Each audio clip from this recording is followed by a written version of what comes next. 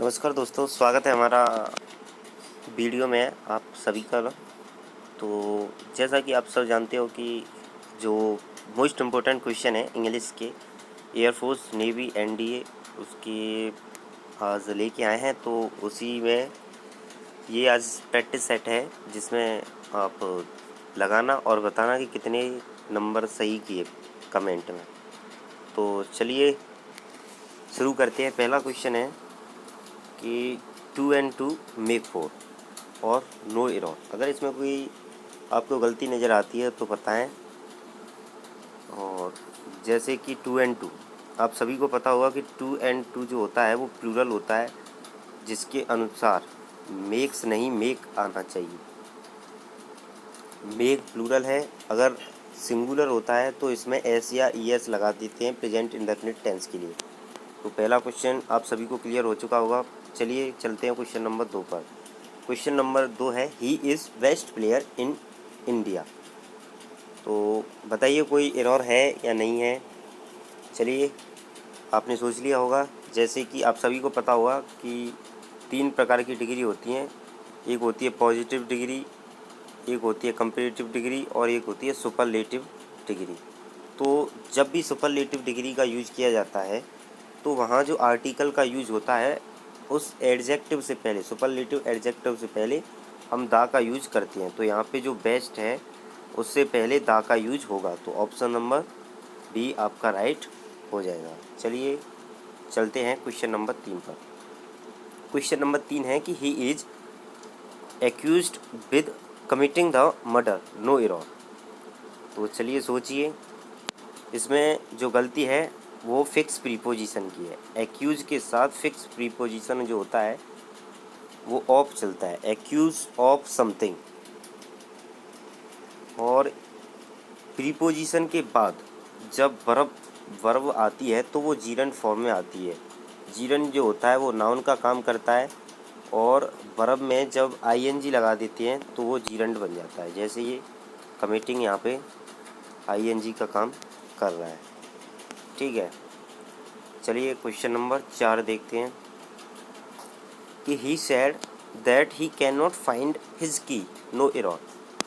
आप सभी ने सोच लिया होगा, बहुत ही सिंपल क्वेश्चन है ये। तो आप जानते हो कि जब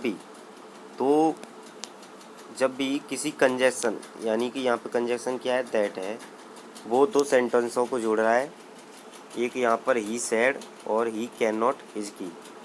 तो ये क्या क्या काम कर रहा है, इनको जोड़ने का काम कर रहा है। तो जो पहला सेंटेंस होता है उसके अनुसार दूसरा सेंटेंस होता है। जैसे कि पहला सेंटेंस हमारा किस में है, पहला सेंटेंस हमारा पास्ट में है और दूसरा सेंटेंस किस में, प्रेजेंट में। कैसे पता चला, क्योंकि कैन जो होता है वो प्रेजेंट में यूज होता है कैन का, और जो ये सैड है वो वर्ब की सेकंड फॉर्म है। तो इसके अनुसार यहाँ पे भी वर्ब की सेकंड फॉर्म या पास्ट का यूज होना चाहिए। तो कैन की जगह पे यहाँ पे कुड नॉट होगा। ठीक है, अब आते हैं क्वेश्चन नंबर 5। क्वेश्चन नंबर 5 भी बहुत सिंपल है। आप सभी देख सकते हो कि many a student have pass this examination. तो मैनी, एक तो होता है मैनी, एक होता है मैनी अ। तो मैनी जो होता है वो प्लूरल होता है, आप सभी को पता होगा, और मैनी अ सिंगुलर होता है। तो यहाँ पे जो यूज किया गया है वो मैनी अ है, यानी कि सिंगुलर है। तो इसके साथ सिंगुलर वर्ब का यूज होना चाहिए, हैव नहीं होना चाहिए, यानी कि यहाँ पे हैज होना चाहिए। तो बी में गलती हो जाएगी। अब है क्वेश्चन नंबर 6 में खाली जगह है, फिल इन द ब्लैंक्स, उनको भरना है। जैसे कि 6 में कि द पेपर वॉज लेंथी, खाली जगह we did all the question for, however, so और दो। तो इसमें रेफरेंस निकल रहा है कि the paper was lengthy, paper जो था वो कठिन था। We did all the question, और हमने सभी क्वेश्चनों को कर लिया। इसका कहने का मतलब है, अब देखिए पहला ऑप्शन उठ लें हम, तो फॉर कि पेपर लेंथी था, इसके लिए, इसीलिए हम फॉर मीन्स के लिए हमने सभी क्वेश्चनों को कर दिया। नो सेंस, सो का यूज़ करके देखें तो सो, इसीलिए हमने सभी क्वेश्चनों को किया, ये भी नहीं है। इसका आंसर होगा हाउएवर। जो पेपर था वो लेंदी था, फिर भी हमने सभी क्वेश्चनों का जवाब किया। अब है question number 7। If you this report next Friday you will be able to discuss it at our meeting on Friday afternoon. तो इसमें क्या है कि सबसे पहले वही देखेंगे कि इसमें टेंस कितने हैं। इसमें 2 सेंटेंस है, कंपाउंड सेंटेंस बन के आया है। इसमें बाद वाले सेंटेंस में क्या है, विल बी, यानी कि प्रेजेंट में है। तो सबसे पहले वुड और ये मस्ट हट गए, और हैव के साथ हैव प्लस V3, इफ़ के साथ हैव, यहाँ पे प्रेजेंट का यूज होगा, इसीलिए यहाँ पे प्रेजेंट केवल एक ही है। आर रीडिंग बिल्कुल सही हो जाएगा क्योंकि आगे भी प्रेजेंट ही है। वैसे यहाँ पे प्रेजेंट इंडेफिनिट अगर होता ऑप्शन में तो वो वेस्ट होता, लेकिन प्रेजेंट इंडेफिनिट नहीं है, इसीलिए हमने प्रेजेंट कंटिन्यूअस टेंस को प्रेफरेंस दी है। अब है क्वेश्चन नंबर 8। Same 8 cakes. पहला है does not he, did not he, don't he, is not ही। ये जो क्वेश्चन टैग है वो बहुत ही सिंपल होते हैं। जैसे कि 8 क्या है, 8 वर्ब की V2 है, यानी कि वर्ब की सेकंड फॉर्म है। तो जब क्वेश्चन टैग बनाते हैं तो सबसे पहले हेल्पिंग वर्ब का यूज़ किया जाता है। तो पास्ट टेंस की, यानी कि पास्ट इंडेफिनिट टेंस की जो हेल्पिंग वर्ब होती है वो होती है डिड। तो डज हट गया और ये दोनों हट गए, केवल ऑप्शन बचा सी। और यहाँ पे सैम क्या है, सैम एक लड़का है, इसीलिए ही का यूज़ कर दिया। अब है क्वेश्चन नंबर 9। क्वेश्चन नंबर 9 में है कि फेट स्माइल हिम, क्या है, एक पर्सन है, इन ऑल हिज वेंचर्स। तो इसके लिए एक फिक्स प्रीपोजिशन का यूज़ किया जाता है, वो है on. Fate smile on him all his ventures. Smile के साथ 2 प्रीपोजिशन का प्रयोग किया जाता है, एक होता है ऑन, एक होता है एट। स्माइल एट समथिंग, यानी कि किसी मजाक के ऊपर या किसी वस्तु के ऊपर हंसने के लिए एट का यूज़, अदरवाइज पर्सन के लिए ऑन का यूज़ होता है। ठीक है। अब है क्वेश्चन नंबर 10 कि don't put until tomorrow what you can do today. तो इसके लिए भी फ्रेजल वर्ब का यूज होता है। पुट अप का मीन्स होता है पहनना, पुट ऑन जारी रखना, पुट ऑफ और पुट OFF, 2 ऑफ है। तो इसका जो आंसर होगा वो पुट ऑफ होगा। इसका मतलब होता है पोस्टपोन्ड करना, पोस्टपोन्ड करना या फिर स्थगित करना। इसमें बात चल रही है कि don't put off until tomorrow, कल के बारे में मत टालो। What you can do today, जो तुम आज कर सकते हो उसको कल पर मत टालो, कहने का बात ये है। अब आते हैं कि इसमें हमको देखना है बेस्ट एक्सप्रेशन। तो ये भी सिंपल है, सिंपल लिए हमने। जैसे कि हॉस्टाइल है, आप सभी को पता होगा कि हॉस्टाइल जो होता है वो एनिमिटी के सेंस में होता है, शत्रुता के सेंस में। तो यहाँ पे शत्रुता के सेंस में पुअर, गरीब नहीं होगा। डेलिंक्वेट ये भी नहीं है। एंटागोनिस्ट ये विरोधी होता है, तो इसका आंसर हो जाएगा एंटागोनिस्ट। फ्रेंडली जो होता है वो एंटागोनिस्ट का विरोधी होता है। ये एंटोनियम्स हो सकता था फ्रेंडली। अब इसके लिए हम यूज करते हैं फ्रेंडली के लिए एमिएबल। एमिएबल मीन्स होता है friendly relation. Industrials hard working होता है। कंसीडरेट विचारण योग्य होता है। और जेंटल मीन्स सज्जन होता है। ठीक है। अब आते हैं क्वेश्चन नंबर 13। क्वेश्चन नंबर 13 में है कि वेल, वेल का मतलब होता है किसी चीज़ को छिपा देना, छिपा देना। तो ऑप्शन में इसका सही आंसर हो जाएगा कंसील। कंसील का मतलब होता है हाइड करना या छिपा देना।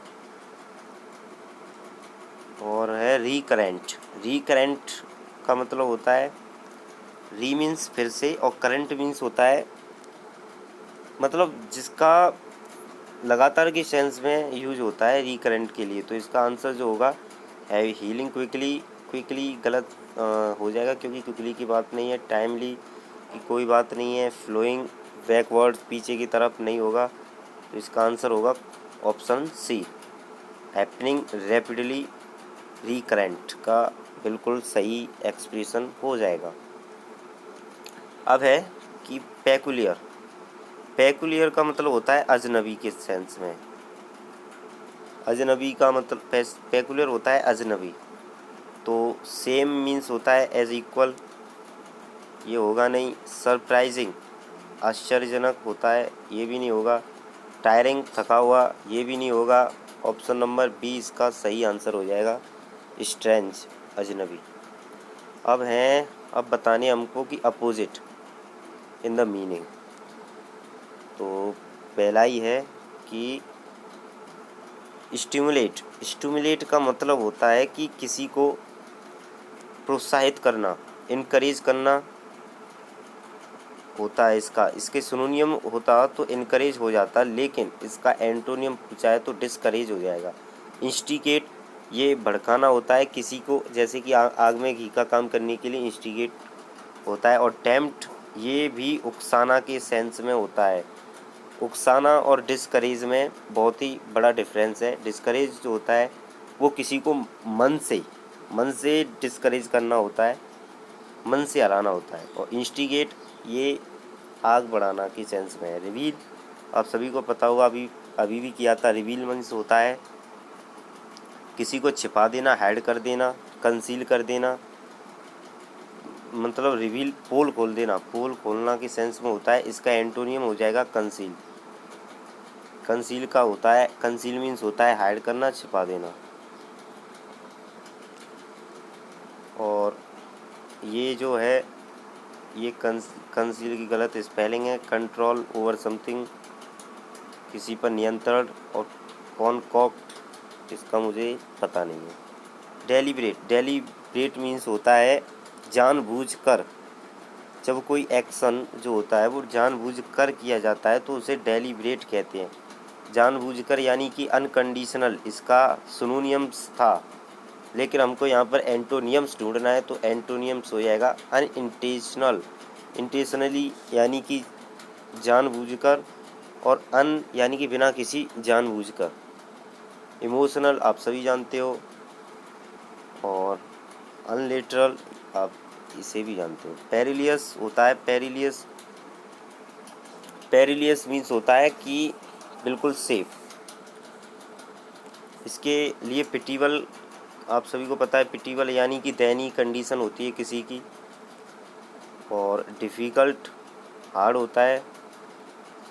कंफर्टेबल आरामदायक होता है, इंजॉयबल। और सेफ इसका पेरिलियस अनसेफ होता है, तो इसका एंटोनियम हो जाएगा सेफ। डिस्प्यूटेबल यानी कि झगड़ा करने योग्य। तो झगड़ा करने योग्य इसका जो एंटोनियम होगा वो अनडिस्प्यूटेबल तो होगा नहीं, नॉन डिस्प्यूटेबल होता नहीं, ये वर्ड ही नहीं होते कोई, ये दोनों वर्ड गलत है। इनडिस्प्यूटेबल इसका एंटोनियम हो जाएगा। अब चलते हैं कि ईडियम फ्रेज। पहला है कि फ्रॉम द ब्लू। आप सभी को पता है होगा कि फ्रॉम द ब्लू का मतलब होता है ऑल ऑफ सडन, आकस्मिक, कंटिन्यूसली लगातार, नोइंगली जानबूझकर, एज अ स्लो बॉल। इनके लिए एक फिक्स वर्ड होता है ईडियम फ्रेज के लिए, उसी का यूज़ किया जाता है। क्वेश्चन नंबर 22 में है कि कीप वंस फिंगर क्रॉस्ड, यानी कि फिंगरों को क्रॉस्ड करके थिंकिंग समथिंग। तो यानी कि जैसा कि आपने देखा होगा कि रोहित शर्मा की वाइफ फिंगर क्रॉस करके उसके लिए क्या करती है, वेट करती है और उसके लिए विश करती है रोहित शर्मा के लिए। तो इसमें आएगा टू वेट एक्सपेक्टेडली। ठीक है। इसमें to act as a hostile manner. Hostile यानी कि शत्रुता की तो बात होती नहीं इसमें। To interfere unnecessary, to keep out any danger. अब क्वेश्चन नंबर 23 है कि एट द 11th आवर। आप सभी को पता होगा 11th आवर है, यानी कि लास्ट आवर है ये किसी भी चीज़ को करने का, तो इसका हो जाएगा ऑप्शन नंबर डी। अब है long run, long run means होता है कि इवेंचुअली किसी भी घटना पूर्वक, यानी कि पहले से डिसाइड नहीं होता है, वो इवेंचुअली होता है, उसे हम लॉन्ग रन बोलते हैं। और लास्ट क्वेश्चन है कि to call a speed an speed, इसका मतलब होता है टू बी फ्रैंक, हंसी मजाकिया टाइप का। ये इसके एकदम ये याद करने पड़ते हैं, लर्न करने पड़ते हैं। और मैं इतना बता सकता हूँ कि ये जो किए हैं इन्हीं में से पेपर आएगा, एयरफोर्स, नेवी, एनडीए बाहर नहीं जाएगा, क्योंकि I have also attempt this question.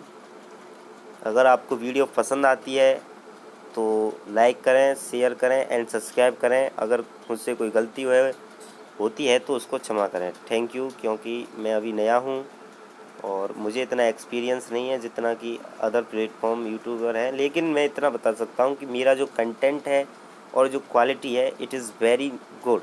No one can be discommunication about my content. Thank you, goodbye, see you.